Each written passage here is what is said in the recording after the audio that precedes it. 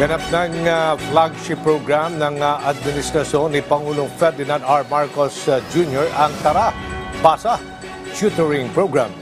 Ito'y sa bisa ng Executive Order No. 76 na nilagdaan ni Executive Secretary Lucas Bersamin na layong palakasin ang programa sa tulong ng national at local agencies.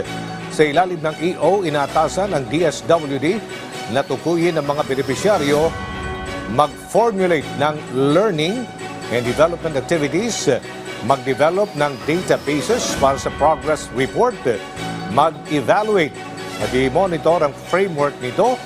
Sa ilalim kasi ng naturang programa, matuturuan ang mga nangangailangan na mga elementary learners na magbasa at mag-develop ang kanilang mga reading skills.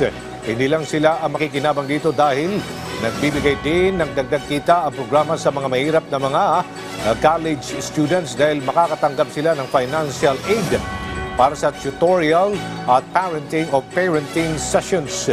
Meron ding tulong ang programa sa mga magulang at guardian dahil ang mga makikibahagi sa nanay-tatay learning sessions ay bibigyan ng 235 pesos per session. Sa ngayon ay umabot na sa higit 120,000 ang natulungan ng programa.